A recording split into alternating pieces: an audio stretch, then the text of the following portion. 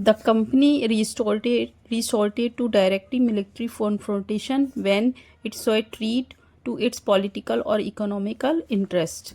मतलब कंपनी ने directly military attack start कर दिया जब उसने देखा कि कंपनी के किस पॉलिटिकल और इकोनॉमिक इंटरेस्ट में कोई भी इंटरफियरेंस था।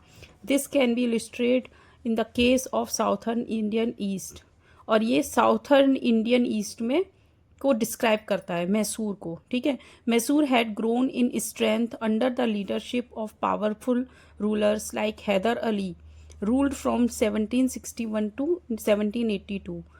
जो मैसूर था उस टाइम, जो मैसूर था जो साउथ में है, वो उस time powerful ruler Hyder Ali उसमें रूल कर रहा था। And his famous son Tipu Sultan, also we have listened about the Tipu Sultan who ruled from 1782 to 1799 तक रूल किया था।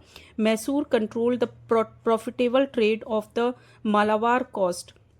मैसूर का जो कंट्रोल था वो मालाबार कोस्ट में था, जो कि जो ब्लैक पेपर और कार्डिमम को परचेज करती थी, ट्रेडिंग करती थी। In 1785 Tipu Sultan stop the export of sandalwood, pepper and cardamom through the port.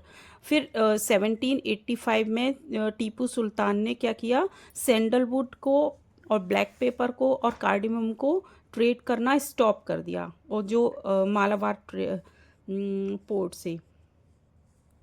ठीक है, and disallowed local merchants from trading with the company. और जो लोकल मर्चेंट्स थे वहाँ के, जो मैसूर के लोकल मर्चेंट थे, उनको भी जो ब्रिटिश ईस्ट इंडिया कंपनी के साथ ट्रेडिंग करने से मना कर दिया।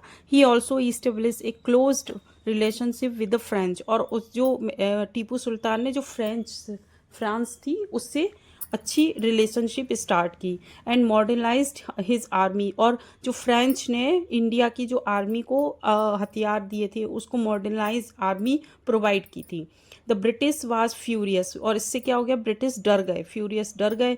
दे saw Hyder under Tipu as ambitious, arrogant and dangerous. और जो ब्रिटिश ईस्ट इंडिया कंपनी थी वो हैदर अली और टीपू सुल्तान को बहुत ही एम्बियस माने आशावादी और एरोगेंट और बहुत खतरनाक मानने लगे। Rulers who had to be controlled and crushed. वो सोचते थे कि ये जो रूलर हैं दोनों, वो बहुत ही ज़्यादा कंट्रोल कर सकते हैं और बहुत ही डेंजरस हैं हमारी ईस्ट इंडिया कंपनी के लिए, ये सोचते थे ब्रिटिशियंस। 4 वार वर फाउट विथ मैसूर। और फिर उन्होंने मैसूर के साथ 4 युद्ध किए, 4 बार।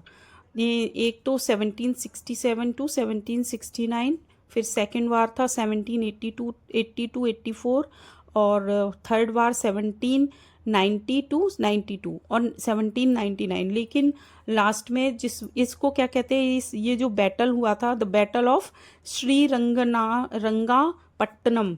ये श्रीरंगनापट्टनम के नाम से जो बैटल हुआ था, उसमें ये 4 बार बैटल हुआ था। इसमें डिड द कंपनी अल्टीमेटली, और फिर लास्ट में ब्रिटिश ईस्ट इंडिया कंपनी इस बैटल में जीत गई थी। और उसमें क्या हुआ था, टीपू सुल्तान वाज किल्ड, और इसमें टीपू सुल्तान मर गया था। And Mysore was placed under the former ruling dynasty of the Wadiyars, and a subsidiary alliance was imposed on the state। और फिर फाइनली जो मैसूर का जो अंडर प्लेस्ड हो गई थी किसके, ईस्ट इंडिया कंपनी के। और फिर जो मैसूर के लोगों को सब्सिडियरी प्रोवाइड करनी पड़ी थी स्टेट को। मैसूर की स्टेट थी, southern state have to provide subsidiary to the British East India Company.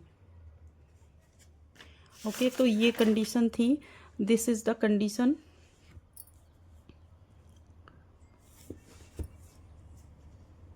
Okay.